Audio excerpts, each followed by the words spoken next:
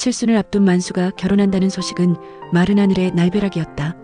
건물주이지만 구두쇠로 악명 높은 노인, 아내와 사별한 뒤 홀로 지내던 그가 갑자기 재혼을 선언한 것이다.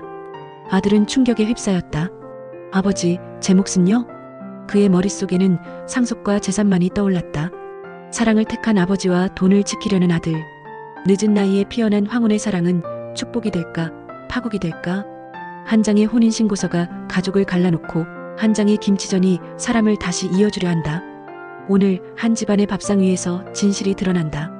만수는 늘 하던 대로 시장 골목을 천천히 걸었다. 다른 이들은 신선한 채소와 값싼 물건을 고르며 분주했지만 그는 남들이 버린 시든 채소를 하나씩 주워 담았다. 장사꾼들은 수군거렸다. 저 양반 건물주라는데 저렇게 산다니.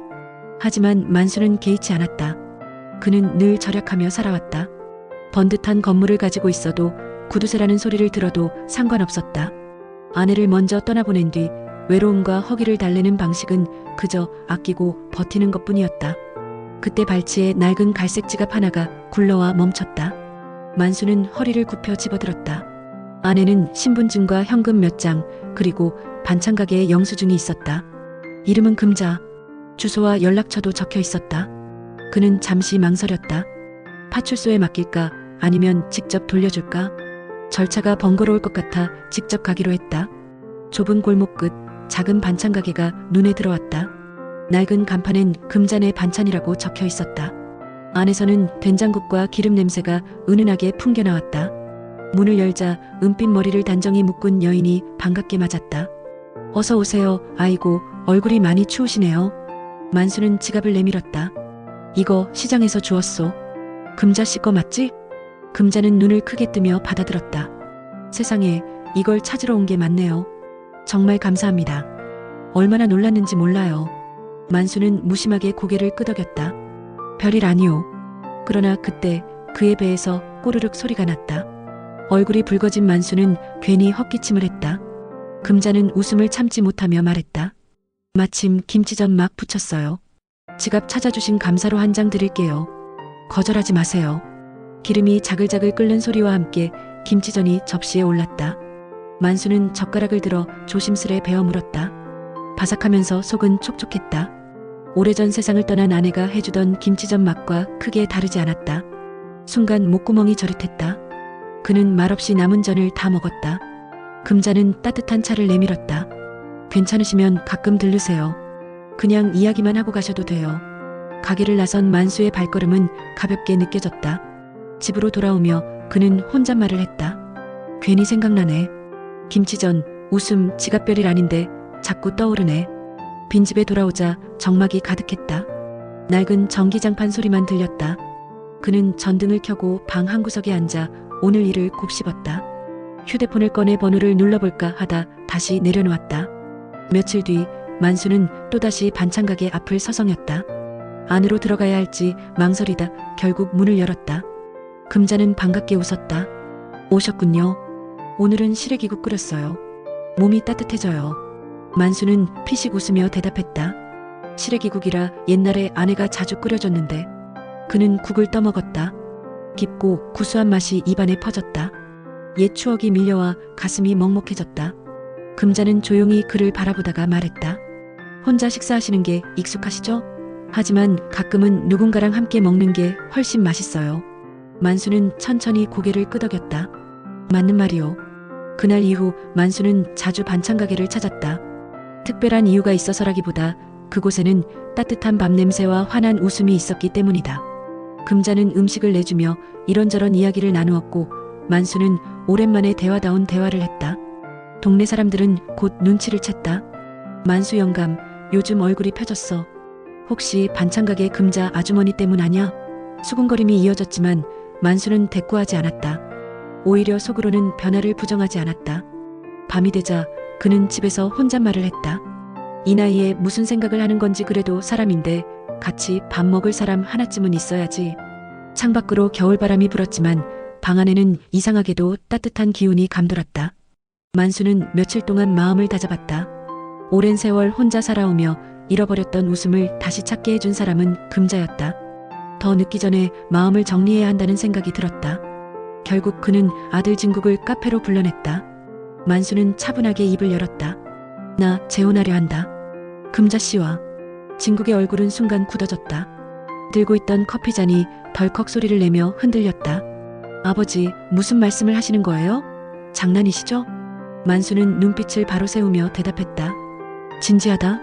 인생을 더 늦기 전에 내 방식대로 살고 싶다. 진국은 충격과 분노가 뒤섞인 목소리로 말했다. 아버지, 제정신이세요? 나이가 몇인데 게다가 그 여자가 아버지를 왜 받아주겠습니까? 분명히 재산 때문일 거예요. 만수의 목소리가 단호하게 울렸다. 그런 사람 아니다. 나는 사람 보는 눈이 있다. 수지는 불편한 기류를 느끼며 조심스럽게 끼어들었다. 아버님, 저희가 반대하려는 마음만 있는 건 아닙니다. 다만 준비가 필요하다는 거예요. 혹시 모를 재산 문제도 있고 주위의 시선도 있을 테니까요. 혼인신고는 천천히 하시고 재산은 미리 정리하시는 게 좋겠습니다. 그러나 만수는 흔들리지 않았다. 결혼은 내 인생이다. 너의 인생이 아니다. 집으로 돌아온 만수는 깊은 한숨을 내쉬었다. 나는 그저 외롭지 않게 살고 싶을 뿐인데 왜 아들은 나의 선택을 두려워하는 걸까? 한편 금자는 가게를 정리하며 만수를 마주했다. 그녀는 그의 얼굴에 드리운 무거운 그늘을 읽어냈다. 아드님이 많이 놀라셨군요. 이해해요. 갑자기 들으면 누구라도 그럴 거예요. 만수는 고개를 떨구며 말했다. 하지만 나는 원한다. 혼자가 싫다. 금자는 잠시 말이 막혔다. 그러나 이내 조용히 웃으며 말했다. 저도 그래요. 다만 분란의 씨앗이 되고 싶지 않아요. 사람들 눈도 있고 아드님 마음도 있고 그래서 더 망설여집니다. 만수는 그녀의 손을 꼭 잡았다. 우린 조용히 해도 된다. 소박하게 작은 예식이면 된다. 중요한 건 우리 둘이지 다른 사람들의 눈이 아니다. 금자는 눈가가 젖어들며 고개를 끄덕였다. 그럼 우리 소박하게 합시다. 둘이 함께 먹을 김치전처럼요. 결혼식 날 하객은 많지 않았다. 가까운 이웃 몇 명과 동네 이장이 자리했다. 작은 예식장이었지만 분위기는 따뜻했다. 주례자가 서서 말문을 열었다. 두 분은 늦은 나이에 시작하는 일은 사랑입니다. 서로의 빈자리를 채우며 건강과 웃음으로 살아가길 바랍니다. 금자는 서약했다. 남은 날 동안 같이 밥 먹고 같이 걷겠습니다. 만수는 진심 어린 미소로 답했다. 서로를 아끼며 매일 가장 먼저 안부를 묻겠습니다. 하객들의 박수 소리가 울려 퍼졌다. 사진 속 두 사람은 오랜만에 젊은 빛을 띤 듯 환히 웃고 있었다. 늦게 피어난 꽃은 더 오래 향기를 머금는 듯했다. 하지만 진국은 결혼식에 나타나지 않았다. 그는 집에서 혼자 앉아 신문을 넘기며 분노와 불안을 억눌렀다. 머릿속에는 한 가지 생각만 맴돌았다. 저 여자가 결국 아버지 돈을 가져가겠지. 수지는 그런 남편을 지켜보며 조심스레 말했다. 여보, 우리가 너무 성급하게 판단한 건 아닐까? 금자 아주머니가 꼭 그런 분 같진 않았는데. 진국은 단호히 손을 저었다. 아니야. 세상은 그렇게 단순하지 않아. 재산 문제 반드시 대비해야 해. 시간이 흐르면서 만수와 금자는 함께하는 소소한 일상 속에서 행복을 누렸다. 아침마다 따뜻한 국을 나누고 저녁이면 짧은 산책을 했다. 만수는 어느 날 문득 말했다. 사람은 돈보다 밥상에 앉아줄 벗이 필요하더군. 금자는 잔잔히 웃으며 대답했다. 누군가 옆에 있다는 게 이렇게 든든한 줄 저도 몰랐어요. 두 사람은 그렇게 늦게 찾아온 봄날을 만끽했다. 그러나 그들의 웃음 뒤에서는 여전히 진국의 불신과 의심이 서서히 자라나고 있었다. 금자는 변호사 사무실에 앉아 펜을 들었다. 손끝이 떨렸지만 마음은 단단했다. 눈앞에 놓인 것은 재산 권리 포기 각서였다. 그녀는 망설임 없이 서명을 남겼다. 모든 것을 내려놓는다는 것은 곧 만수의 건강을 지키겠다는 다짐이었다. 변호사는 서류를 확인하며 물었다. 정말 이렇게 하시겠습니까? 생활비도 요구하지 않으셨습니다. 금자는 담담히 대답했다. 저는 필요 없습니다. 만수 씨가 더 이상 갈등에 휘말리지 않기를 바랄 뿐이에요. 진국은 며칠 후 이 사실을 알게 되었다. 그는 변호사로부터 각서를 직접 건네받고 충격에 빠졌다. 이게 진짜예요? 빈손으로 떠난다고요? 변호사는 고개를 끄덕였다. 네. 금자 씨는 단 한 푼도 요구하지 않았습니다. 오히려 떠나겠다고 하셨습니다. 진국의 손이 떨렸다.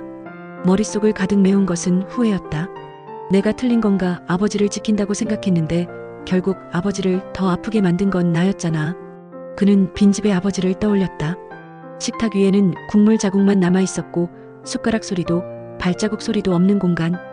그곳에서 홀로 앉아있을 아버지의 뒷모습이 눈앞에 아른거렸다. 집으로 돌아온 만수는 공허함에 잠겨 있었다. 식탁에는 텅 빈 그릇만 놓여 있었다.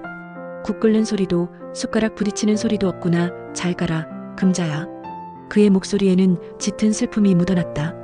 며칠 뒤 진국은 아버지를 찾아왔다. 현관 앞에서 한참을 서성이다가 문을 열고 들어섰다. 아버지. 만수는 피곤한 얼굴로 고개를 들었다. 무슨 일로 왔냐? 진국은 떨리는 목소리로 말했다. 제가 틀렸습니다. 금자 선생님은 끝까지 빈손으로 떠나셨습니다. 아버지 건강을 위해서였어요. 제가 너무 어리석었습니다. 만수는 허탈하게 웃었다. 사람을 값으로만 본 건 너만이 아니야. 나도 그랬다. 진국은 고개를 숙이며 말했다. 아버지, 우리가 잘못했습니다. 금자 선생님을 찾아와야 해요. 제가 앞장서겠습니다. 그날 저녁 진국과 수지는 반찬 가게를 찾았다. 그러나 가게는 이미 문을 닫을 준비 중이었다. 직원이 말했다. 사장님은 오늘 안 나오셨어요. 저녁에 짐 가지러 오신다고 했습니다. 진국은 단호하게 말했다. 그럼 오늘 저녁에 다시 오겠습니다. 꼭 좀 전해주세요. 해질 무렵 금자는 가게로 들어섰다. 그러나 안에는 익숙한 얼굴들이 기다리고 있었다. 만수와 진국 그리고 수진이었다. 그녀는 당황해 눈을 크게 떴다. 만수는 천천히 다가가 말했다. 김치전 하나만 부쳐주오. 처음 우리를 이어준 그 맛으로. 금자의 눈가가 젖어들었다. 네. 그런데 오늘은 3장 부칠게요. 하나는 선생님, 하나는 아드님, 하나는 저. 기름이 지글지글 끓는 소리가 울려 퍼졌다. 향긋한 냄새가 가게 안을 가득 메웠다. 진국은 김치전이 익어가는 모습을 보며 낮은 목소리로 말했다. 죄송합니다. 제가 틀렸습니다. 아버지에게 필요한 건 돈이 아니라 사람이었는데 그걸 보지 못했습니다. 금자는 눈물을 훔치며 조용히 대답했다. 우리가 다시 함께여도 괜찮을까요? 만수는 단호하게 말했다. 이젠 도망가지 말고 셋이서 숟가락 소리부터 맞춰봅시다. 세 사람은 뜨거운 김치전을 나누며 웃음을 되찾았다. 긴 시간 갈등과 의심으로 얼룩진 관계는 조금씩 회복되기 시작했다. 세 사람은 다시 한 집에 모였다. 하지만 이번에는 예전과 달랐다. 서로가 서로를 경계하지 않고 모든 것을 투명하게 나누기로 마음을 모았다. 변호사의 조언에 따라 건물과 재산은 신탁관리에 맡겼다. 생활비와 치료비는 공동계좌에서 지출하기로 했고 모든 내역은 함께 확인할 수 있도록 했다. 금자의 반찬가게 매출도 별도로 정리해 매달 보고하기로 했다. 수지는 안도의 미소를 지었다. 이제 더 이상 오해할 일이 없겠네요. 서로가 숫자로 확인할 수 있으니 마음이 한결 놓입니다. 금자는 고개를 끄덕이며 말했다. 숫자보다 중요한 건 매일 아침 서로의 안부를 묻는 일이에요.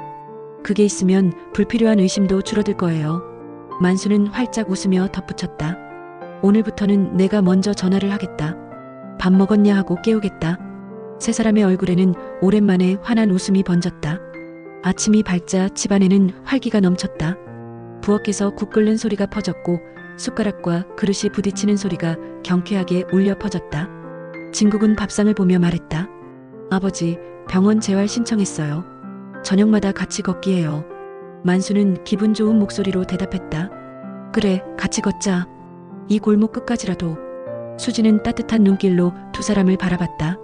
금자는 조용히 그 옆에서 미소 지었다. 저녁 무렵 세 사람은 함께 동네를 걸었다. 붉은 석양이 골목길을 물들였다. 금자가 손가락으로 하늘을 가리켰다. 보세요. 해가 지는 색이 하루를 다독여주네요. 만수는 그녀를 바라보며 낮게 말했다. 내 늦은 사랑도 나를 다독이네. 고맙소, 돌아와줘서. 금자는 눈시울이 젖으며 대답했다. 선생님도요. 잡아줘서 고마워요.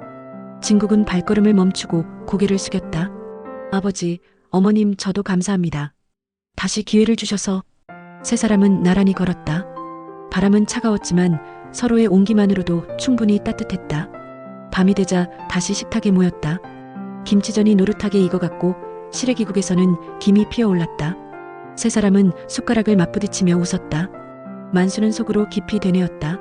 사람이 마지막에 남기는 건 돈이 아니구나. 결국 함께 밥 먹을 사람, 이름을 불러줄 사람이 남는 거지. 그는 조용히 입을 열었다. 앞으로 어떤 일이 있더라도 우리 셋이 같이 밥상에 앉자. 그게 내 마지막 소원이다. 금자와 진국은 동시에 고개를 끄덕였다. 세 사람의 집에는 다시 소리가 살아났다. 국이 끓는 소리, 서로의 안부를 묻는 소리, 작은 웃음소리. 그 소리들은 집을 따뜻하게 채웠다. 사람은 마지막에 무엇을 남기는가? 건물도 돈도 언젠가 사라진다. 그러나 밥상 위의 숟가락 소리와 따뜻한 인사, 그리고 서로의 이름을 불러주는 목소리는 오래도록 남는다. 늦게 피었기에 더 오래가는 꽃. 그 꽃은 이제 한 집의 식탁 위에서 다시 피어났다.